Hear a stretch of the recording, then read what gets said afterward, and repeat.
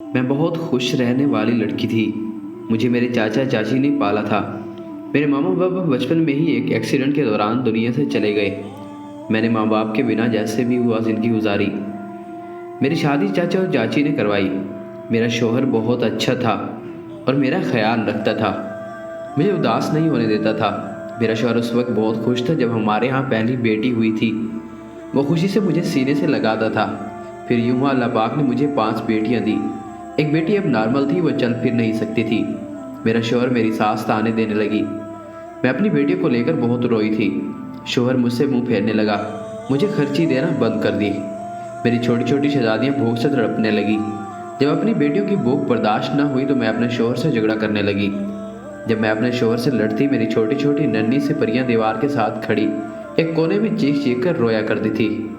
शौहर एक डंडा उठाता और उस वक्त तक मुझे मारता जब तक मैं बेहोश न हो जाती।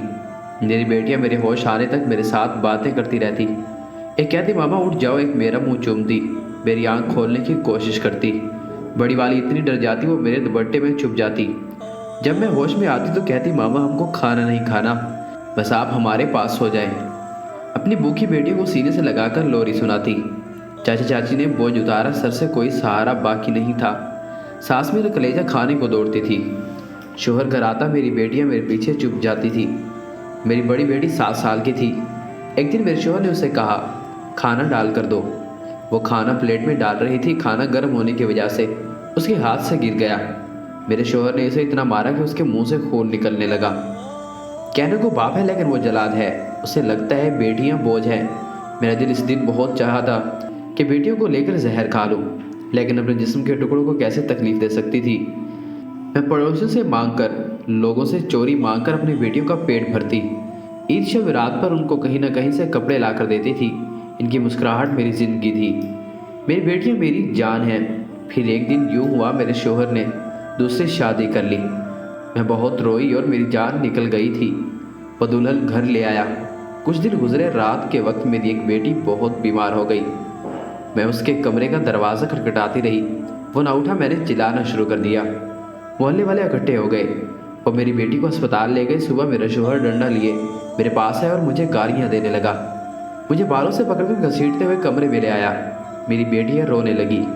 मेरी बड़ी बेटी चारपाई पर बीमार पड़ी थी। शौहर गाली देते हुए कहने लगा कि तुमने रात को क्या तमाशा किया था, मोहल्ला इकट्ठा कर लिया, मेरी खुशी तुमसे देखी नहीं जाती। इसने मुझे मारना शुरू किया। मुझे मारता रहा और मैं चिल्लाती रही। मेरी बड़ी बेटी चारपाई पर तड़प रही थी। मैं कोने में खड़ी बेटियों को देखा। इतने में एक जोरदार डंडा मेरे दिमाग में लगा। मेरा जिस्म सुन्न होने लगा और मैं कांपने लगी। मेरी बेटियां मेरे सामने ओझल होने लगी। मेरी बेटियों के चेहरे धीमे लगे, मेरी आंखें बंद होने लगी। मुझे अस्पताल ले जाया गया, जहाँ से मैं अल्लाह पाक के पास चली गई। 1 घंटे बाद मेरी मैयत को घर लाया गया। मेरी अब नॉर्मल बेटी, जिसको मैं अपनी ज़िंदगी में कभी ज़मीन पर चलने नहीं दिया, वो घसीटती बाहर दरवाजे पर आ बैठी। मेरी लाश को एम्बुलेंस से उतार लिया गया। इस वक्त मैं अपनी बेटी को देखकर बहुत तड़पी। क्या माएँ मर जाएं, एक ही लम्हे में इनकी औलादें, खास बेटी आसमान से ज़मीन पर क्यों आ जाती है। आखिरी बार अपनी छोटी बेटी को देखा जो 2 साल की थी। वो अनजान थी, चारपाई पर खुद खेल रही थी। मेरी बेटी मेरी लाश के पास खड़ी मुझसे बातें करने लगी। बड़ी बेटी ने मेरा खून साफ किया, छोटी मेरा मुंह चूम रही थी। अब नॉर्मल बेटी को कमरे में बंद कर दिया था कि वो तंग करेगी। आए हुए लोगों को एक मेरी आंख से बहने वाला आंसू साफ कर रही थी। मैं आसमान की तरफ सफ़र करते हुए सब देख रही थी। एक बेटी ने मेरी आंखें खोली और कहने लगी मामा उठो, छोटी रो रही है, इसे भूख लगी है। वो सारी रात मेरे पास बैठी रही। मेरा जिस्म ठंडा पड़ चुका था। बड़ी बेटी ने अपनी छोटी बहनों को अपने पास बिठाया, कहने लगी मामा सो गई है, मामा के साथ लेट जाओ। मेरी बेटी मेरी लाश के पास सो गई। बीमार बेटी दवाई लेकर आई, मेरे पास बैठ गई। मामा मैंने दवाई खा ली है और आज मुझे कड़वी भी नहीं लगी। सुबह हुई, मेरी लाश को चारपाई पर रखा गया। रोना शुरू हुआ। मातम का तमाशा करने लगे। मेरे चाचा और चाची कपड़े फाड़ कर रोने लगे। सब बातें कर रहे थे कि कैसे बनी, लेकिन किसी ने तहकीक न की। मेरी बेटियां बाल बिखेरे मेरे मैयत के पास खड़ी थी। इनको पता भी नहीं था कि इनके साथ क्या हुआ है। एक ने मेरा मुंह चुमा और कहने लगी बाबा आप इन कपड़ों में बहुत प्यारी लग रही हैं। मेरी बेटियां मुझे देख रही थी। मेरा जनाजा उठाया गया और मुझे दफना दिया गया। मेरी बेटियां रात भर देखती रही, मामा नहीं आई। इन्होंने खाना भी नहीं खाया। जिस बेटी को बुखार था उसने दवाई खाई और मेरी तरफ देखने लगी। शौहर ने बेटियों को पास बुलाया, दादी पास बैठी, इनको कहने लगी तुम्हारी में आप नहीं आएगी, वो गंदी थी, वो सौतेली माँ के हाथों आ गई थी। इनके कपड़े गंदे होते हैं, बाल बिखरे होते हैं। छोटी सी उम्र में वो सियानी हो गई थी। अब वो ईद पर नए कपड़ों की फरमाइश भी नहीं करती। अब वो भूखी भी हों तो खाना नहीं मांगती। मेरी बेटियाँ बहुत सब्र वाली है। एक दिन मेरी बड़ी बेटी खाना बना रही थी। खाना जल गया, इसे सौतेली माँ ने उसे बहुत मारा। मैं यहाँ से तड़पने लगी। वो मार खाकर कमरे में गई, मेरी तस्वीर निकाल कर कहने लगी, मामा आ जाओ, आपको 2 साल हो गए, अब तो कहीं जाती भी नहीं थी।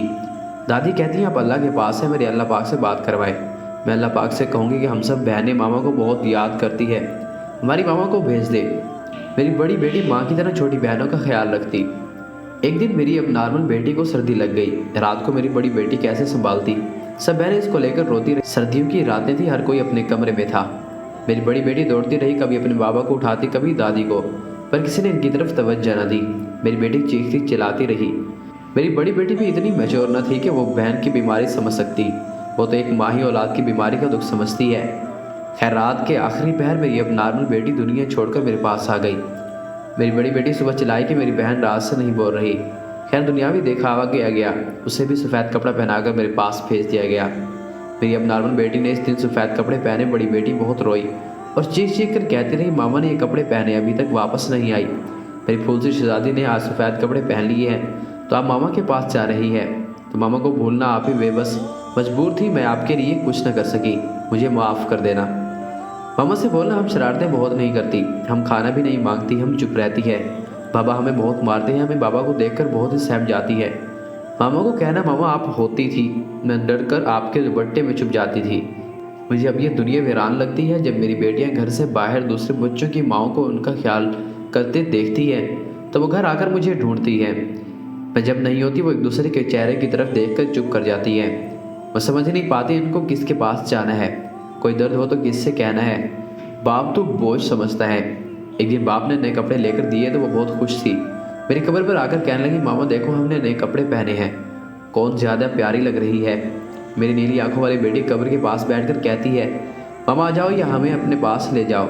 आप ही रात को बहुत रोती है, वो गंदी वाली पापा की बीवी बहुत काम करवाती है। एक दिन मुझसे भी बर्तन धुलवाए। मुझे बहुत सर्दी लग रही थी, मुझे बुखार हो गया था, फिर आप ही ने मेरा सर दबाया था।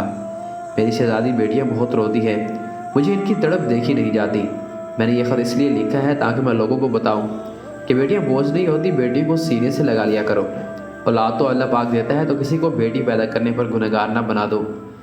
बेटियां तो शहजादी होती है, बेटियां ही अपने माँ का दुख समझती हैं, चाहे जो कुछ भी हो बेटियों को बोझ न समझे।